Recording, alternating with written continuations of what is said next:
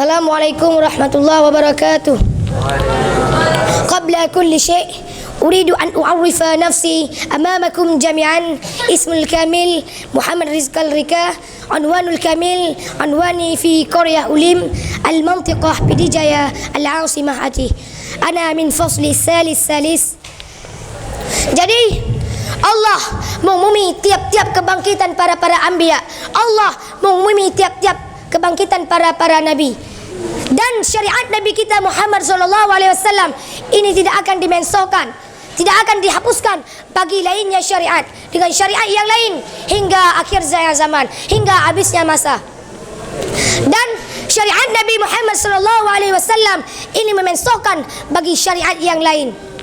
Dan Allah menghina bagi siapa? Bagi seseorang yang membantah bahawa syariat Nabi Muhammad SAW ini memensokan bagi syariat yang lain. Seperti taubat nabi-nabi yang lain.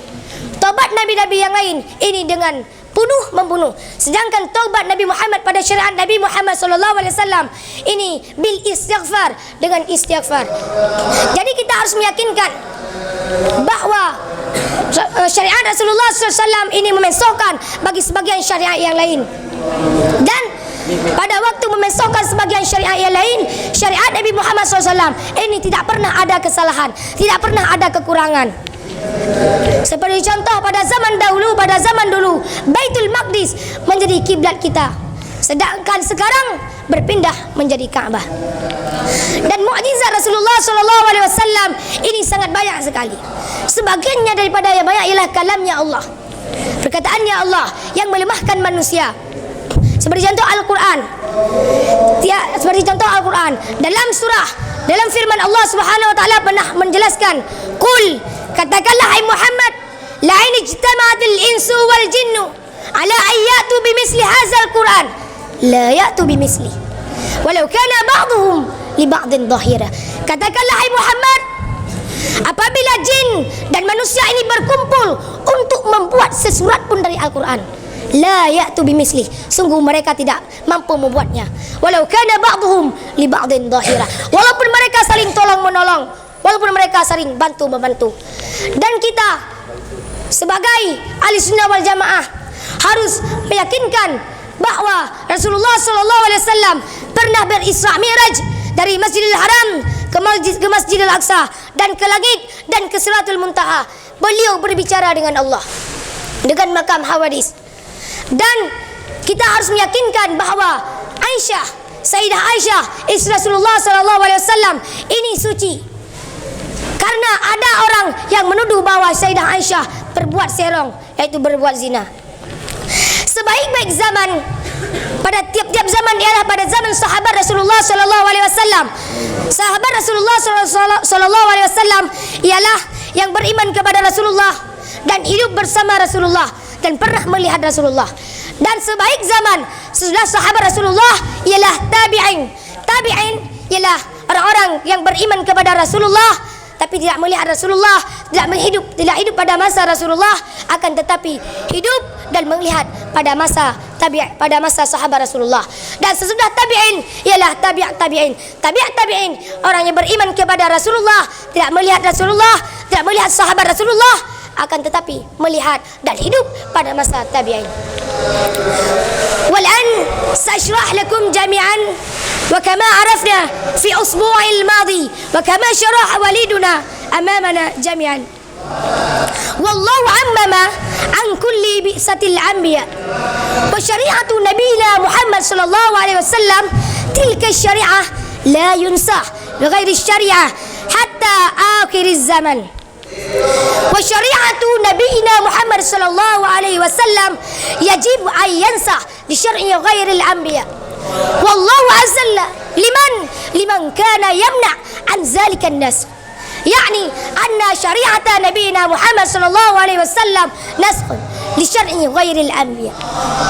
Wa yajuzu an na'taqid anna naskha ba'd syar'i nabiyina Muhammad ببعض الآخر وما في زاله من الخطأ وما في زاله من الغلط. لنبينا محمد صلى الله عليه وسلم المعجزات الكثيرة منها كلام الله. على سبيل المثال القرآن الكريم هو القرآن معجز البشر، كما قال الله تعالى في القرآن الكريم: قل لئن اجتمعت الإنس والجن على أن يأتوا بمثل هذا القرآن لا يأتوا بمثله ولو كان بعضهم لبعض ظهيرا. يعني ما في الناس والجن الذين قد يستطيعون أن يجعلون القرآن. ويجوز أن نعتقد بإسراء معراج النبي صلى الله عليه وسلم من المسجد الحرام إلى المسجد الأقصى وإلى السماء وإلى صراط المنتهى يتكلم بالله بمقام حوادث. ويجوز أن نعتقد بأن العائشة زوجة رسول الله صلى الله عليه وسلم طاهرة، لأن أنفر يقذفها بأفعال الزنا. خير الزمان يعني في زمان أصحاب رسول الله صلى الله عليه وسلم، وبعد ذلك تابعين، وبعد تابعين.